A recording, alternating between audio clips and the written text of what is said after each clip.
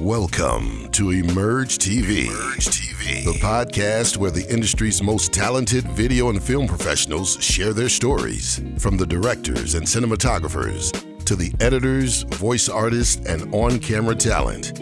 Each episode hosted by Reginald Smith as he sits down for free-flowing conversations about how they got their start, who inspired them, and what it's really like working in production.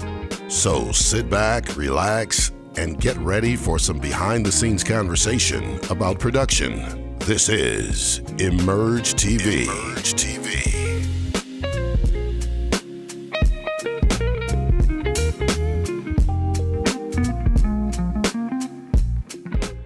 Hey everybody, welcome back. This is another episode of my podcast, EMERJ TV. Part 2 of my conversation with Damon Finney.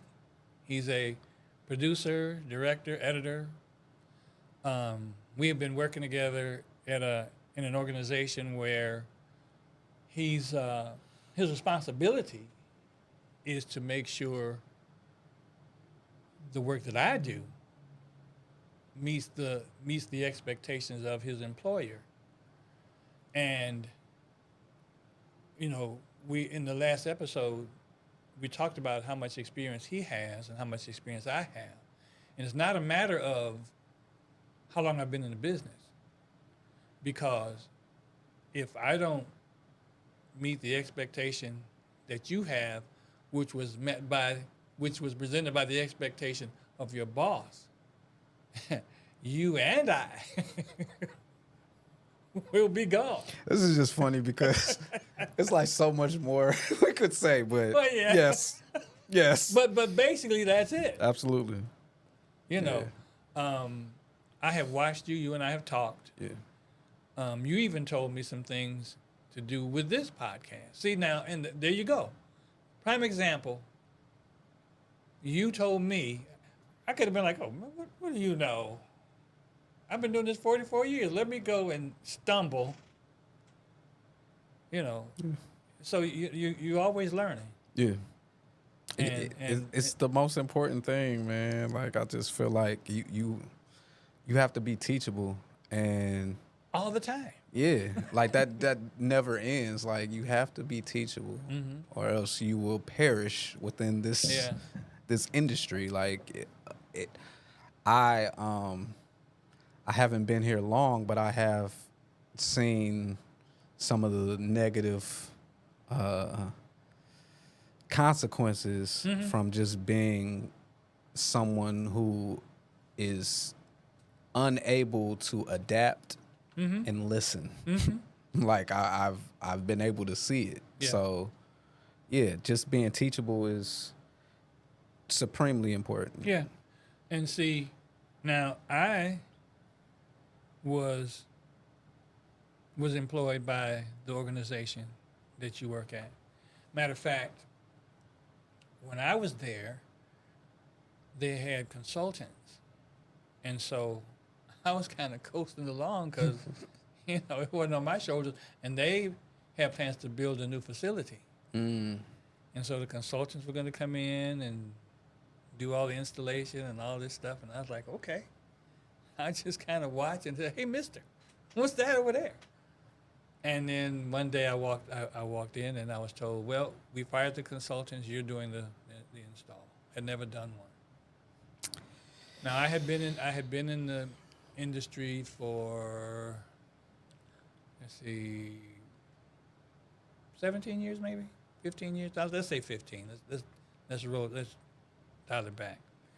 But I had worked with a lot of people. I had done work for Ford Motor Company, so I knew a lot of professional, like lighting guys and engineers and stuff like that. So I called those guys, and I told them this is what I'm doing, and brought them into meetings. And as far as anybody at the organization was concerned, I did the install when really I just knew who to call. Yeah, a lot of, yes. And so now, I will say this about that particular organization now. There was a time when I was diagnosed with cycling between depression and anxiety, because we could be sitting here talking like this, and then I'd burst into tears and be bawling, just wailing. And then a minute later, be talking like, okay, what are we gonna have for lunch? And I was like, well, what is that? Yeah. And that's what a job can do to you. Yeah. And it's not okay. There's pressure from a job, and then there's how you deal with it and how much pressure you put on yourself. Because there was another person in that very job who had a grand mal seizure. And I've heard about. What you have to learn is, okay, how much do you take? How much do you let go? Okay, you have a job you have to do, but you have to learn how to have a relief valve or vent or whatever you need to do. When I show up, okay, no, I won't use today because I didn't direct. But when I show up, I have to have my mindset on how I communicate with you and your boss and then the volunteers who work with us and things like that. But my goal is to go beyond what you need me to get, whether I'm directing or shading or audio or whatever. So how long I've been in production doesn't come into play, because there was a Janet Jackson song that says, "What have you done for me lately?" Yeah. That holds true in this industry. Mm-hmm. Absolutely. So you know, yeah, I've seen. I'll tell you. I've said this to you. I know where you work, and the reason why I said that because trust me, I know where you work. Yeah. But you know, you seem like you're a pretty good guy. You know, you and I have talked in the past. Yeah. And I even told you. I said, well, I told you how long I said, well, he doesn't know what he's into yet. We'll see how long he lasts. But Yeah. you've been going. You know, you do it. Yeah. Yeah. I think it was definitely a transitional period. There was a point in time where it was like, am I cut out for this thing?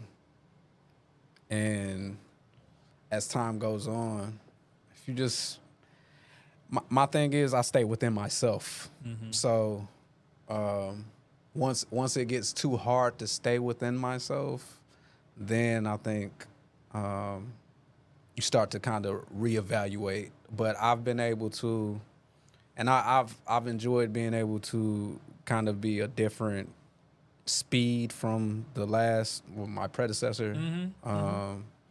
Just being able to, step into roles where I can be helpful, and I think I learned a lot on my way there. Yeah. Mm-hmm. But this is my first real leadership position where I feel a responsibility in helping get our volunteers to where they need to be, not only skill wise, mm-hmm. but mentally, spiritually. Like we're all trying to all come together, right, and be on one accord. Mm-hmm. So being able to, without the volunteers and just like conversations, because I feel like for the volunteers I've been able to really sit down and have conversations with. Mm-hmm. You guys have been really great to just get perspective, right, because I'm coming into an environment that is new to me. So I do want to lead with what I know, but I also don't want to I don't want to just try to come in with a spirit where I'm just trying to change things. Right. I want to be able to fit in and just offer what I can to make productions better. So being able to do that part of the job, I think, has helped me when other aspects are tougher. Yeah. that's why when we have we usually do, you know, the pre-production things. Yeah. So and I genuinely want people to understand how appreciative like I am and our team is for the times that we can produce these services, because they're not easy, and there is a level of expectation that we are expected to meet. So we want to at bare minimum hit that mark. We want to exceed that each time, but at bare minimum hit that. Yeah. So just being able to be in that position has given me a lot. It's poured a lot into me, where it has given me. I had never done director of photography for anything before this short movie. Me and Jackie, we teamed up on, and even for that crew, that's some of those people are from the church, you know, and from the organization. But here's the thing. Okay, well, excuse me. Let me jump in here real quick. Yeah. You work for a global company. Yeah. Yes. So you went from, and excuse the analogy, but this is the best way I can put it. You went from working in a fishbowl to, I'll take no offense, to the Atlantic and Pacific Ocean. Yes. And all points between. Absolutely. But here's the thing. Here's a benefit that I don't usually tell people until after they've left this organization. Whenever you go to your next job, whether it's job or freelance or whatever, I can guarantee you this is going to happen. You're going to be asked to do a particular job, whether it's a video or editing or whatever, and you're not going to be satisfied with it when you turn it in. Now, what I'll tell you is keep your mouth shut. Don't tell them you're satisfied with it, because here's what's going to happen. Going. Yeah, here's what's going to happen. You exceeded my expectation. Because, see, right now, what I consider this as, you're a piece of coal, and they're grinding you into a diamond. And when you get there, because that bar is set so high, okay, if their bar is here right now, then your bar is here. And then when you go someplace else, their bar is down here. So now when you're working at your bar, so this is what you're getting. Yeah. This is a benefit from what you're getting, where you are now. I'd like to think there's an easier way to learn it, but you know what? You just learn it. Yeah. I have been put in positions where I had surgery Thursday.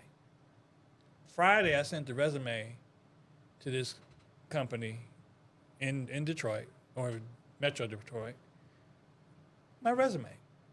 Monday, they said, called me, and they sent me an email and said, well, good thing you sent your resume, because now we're gearing up for our season. Tuesday, I get a call, and it's the name of the company. And I'm going, well, why are they calling me? They sent me an email. They said, sorry to do this to you at the last minute, but can you show up and direct this video for us on Wednesday? I said, well, wait a minute. I said, I just had surgery, so I can't load in. And I said, but I can direct. They said, nope, everything is all set up. All you need to do is show up. Didn't tell me what it was. Gave me the address and what time to be there. I got there, walked in. It was for Rock Financial. Rock Financial didn't hire me, but the company, Yeah. And I mean, just people going all over the place. And I'm going to admit now, this industry is mostly Caucasian. Yeah. And the only thing black there was me and the color we had on. And they're just going. And I'm going, well, what are we doing? Well, and nobody's talking to me. Nobody's telling me what's going on. And they said, there are the cameras over there, 4 cameras, and this is what we're going to be shooting over here. That's all they said. And so I met the camera operators, and I said, okay, well, and I just said, okay, we're going to cross shoot, and I just told them how we're going to do it. Production started.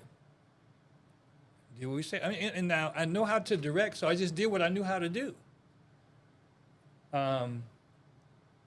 We got it done. Everything went smooth, went great. And the camera operators came and said, you know, it's nice to have a director that knows what he wants. And I'm like, what? And he said, well, yeah. He said, because a lot of times the director they'll say, well, should I take this or shouldn't I? And they end up missing the shot. And he said, you were telling us what was coming up and you were telling us where to be. And I was like, well, that's what directors do. Yeah. Yeah. Well, apparently that's not what they all do. Right. But the ones that I worked with. Same.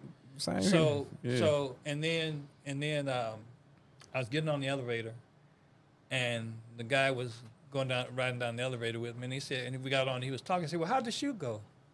I said, went pretty good. He said, yeah, and he was just kind of talking, and then he said, I was actually on headset listening to you. You did a great job. I didn't walk it, and so I had been in production 40 years by then. Yeah. But I didn't walk in there. I walked in there, and I did what I knew how to do. Right. Now, part of that came from the organization you work for now, that excellence. Yeah. And that's a word that you use a lot. Yep. And that's what it is. It's excellence. My thing is, if you hire me, I'm going to bring my best. Yep. Now, here's the caveat to that. Today, my best could be 100. Next week, my best could be 75. But you'll still get my best. So now, that work ethic, and that's what I'll call it, work ethic. Yeah, things could be different, things could be better. You have those long weeks like you've just recently had. Yep. But you know what? You all I can tell you is you try. And if your try isn't good enough, you still do your best. And sometimes you gotta lick your wounds and you gotta like swallow that lump that came up to here and stuff. Oh yeah. And really, I'm gonna tell you something.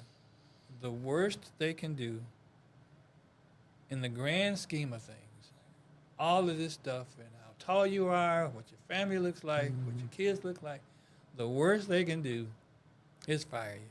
And yes. And that ain't that big of a thing. And then you move on to the next thing. But What it is when you're on the job and say, I know what you're thinking. Yeah. You want to do the best. You always want to come. When they say, well, we want you to shoot this whole building, but we don't want to see any lights and we don't want to see any cables and we don't want to see any cameras, but we want you to cover everything in here. Then you want to do that. But that's impossible. Yep. See, you're talking about something that I've only recently kind of come into, just as far as workflow is considered. There's, all right, this is what you want. I will try to give you something close if I can't get that. You know, and it's not trying to chase the one-to-one, whatever's in their mind, because that will drive you nuts. The key is, how close can I realistically take this without driving myself insane? Because we'll do that. Because in our minds, we're always, we can make whatever happen. We can like as a filmmaker, like, hey, if we just have the ingenuity, we can do it. We can make it happen. And it's like, is it worth doing all of that just to like still fall short of, in their mind, what they need? So it is striking that balance between, quality. I think it's quantity and quality, because the quantity comes from like, we need all of this. I can't give you all of that, but I can give you the quality. And that, be, yes. And see, now,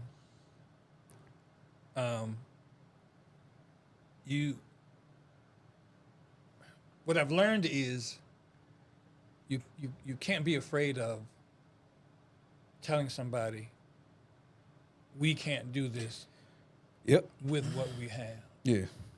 Because your ultimate boss, when I worked for him, he said, now he didn't like I don't know. Yes. Yes. So he said, Reggie, can we do that? I said, let me get back to you. Yeah.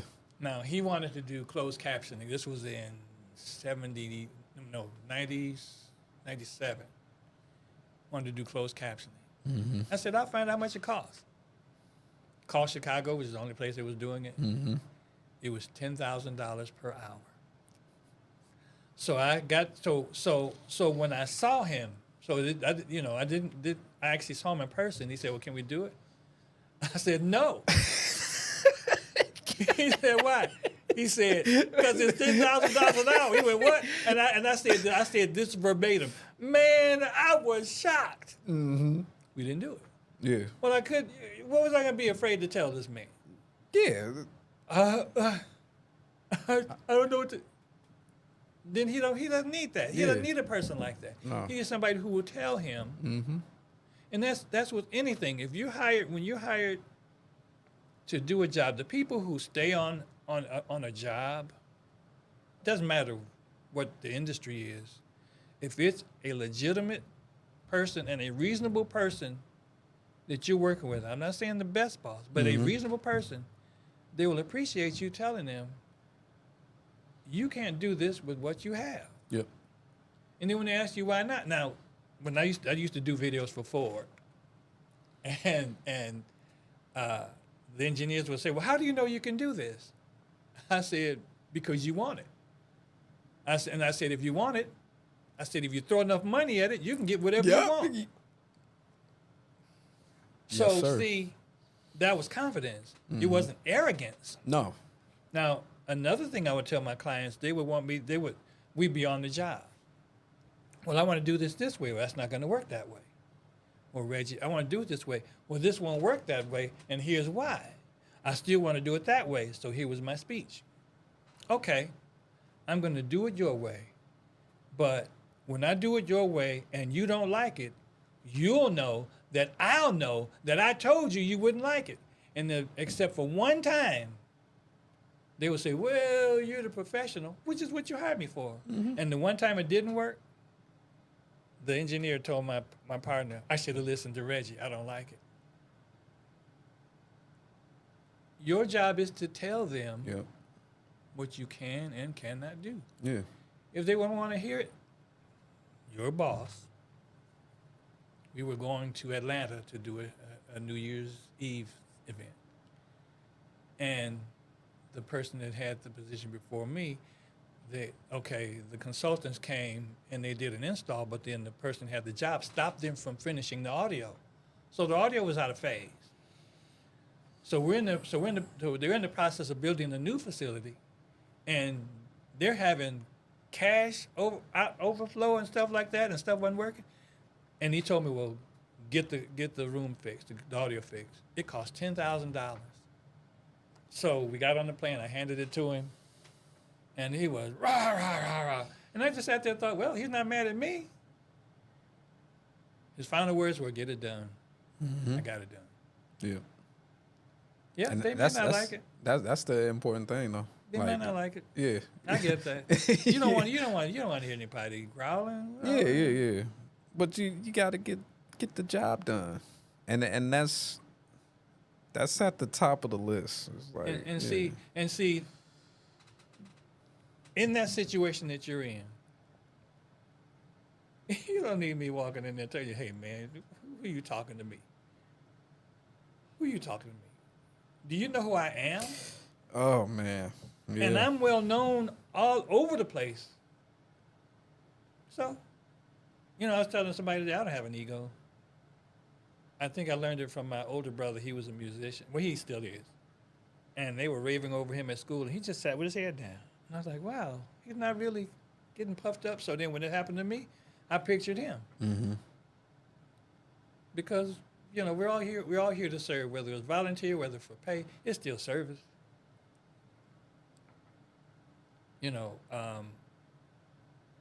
This conversation has gone more toward me kind of, telling you some things to possibly encourage you or whatever.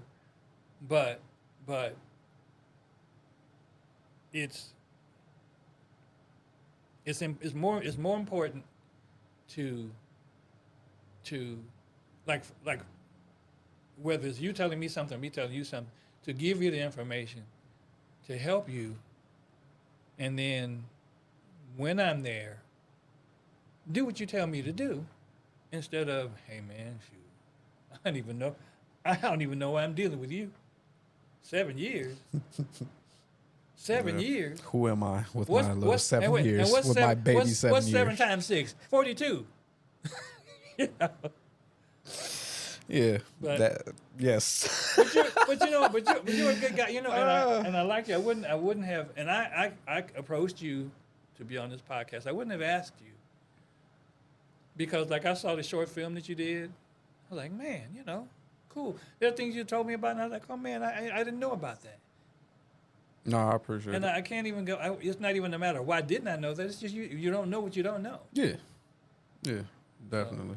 No, I've appreciated the conversations we've had. Just I enjoy talking to like the OGs that's been around for like all of the changes in technology and whatnot, because those, number one, it shows me you have like some sort of love that has carried you, because we spoke about it. Some people just cannot adapt. But being able to talk to people who have like the old war stories, because situations change over time, but it's kind of the same. Like when you're in a certain industry, we lean on certain principles in order to gain knowledge, get better. So I enjoy I enjoy hearing about the old stories. Because it keys you into how to move forward in the future. So I always enjoy having conversations with you and some of our other volunteers and staff who've just been around. The biggest difference in when I started and when you started was technology. That's all. Work ethic. Yeah. Imagination. Okay, cameras went from $20,000 to $5,000. Broadcast, shooting film. Well, that camera costing $20,000 didn't make them good. The camera that cost $5,000 didn't make them bad. It was what they had. Absolutely. See. So, I don't really talk about what we used to have. I like what we have now. But, it's still, it comes back to what I said earlier. What have you done for me lately? Yeah, definitely. But listen, Damon, I'm going to tell you something. Believe it or not, we're at the end of the podcast. No. Good conversation. And it goes fast, like I said, and it's not an interview. It's just a conversation. We're just talking because somebody else can watch this and they might be a cook or want to be a chef or whatever, and they, I literally I left my job. I left my job in an entirely different industry and decided I was going to do what I had been doing and I had love for decades now. So I think there's always inspiration in that. Just going out and, of course, you want to be aligned, but following your dreams. Like I've had an opportunity to do that, and it's like I said, it's got me here. Just having these types of conversations. Like I didn't know if I pictured this about 10 years ago. So, Well, Damon, it's time to go. What I'd like to say to those who are watching, if you're interested in coming on, have a conversation, you can reach out to me at emerge.tv@gmail.com. If you're interested in watching other podcasts, other episodes of this podcast, you can go to my YouTube channel, type in RCSMG LLC, and the search bar will take you to my YouTube channel. There's like 30-something other episodes there. Also, you can catch short clips on TikTok. It's hashtag EMERJ TV or hashtag conversation or hashtag RCS Media Group. You can also see them on YouTube Shorts. Damon, been great. No, I appreciate it. You want to come back? Feel free. Yeah, It's hey. not like a one and done. Oh yeah, we can definitely. I got projects coming up too. Yeah, and so, see we can talk about those. Yeah. But anyway, if you when you watch it, subscribe to it, like it, tell your friends about it, and you get notified when I add new clips and new episodes. Thanks for watching.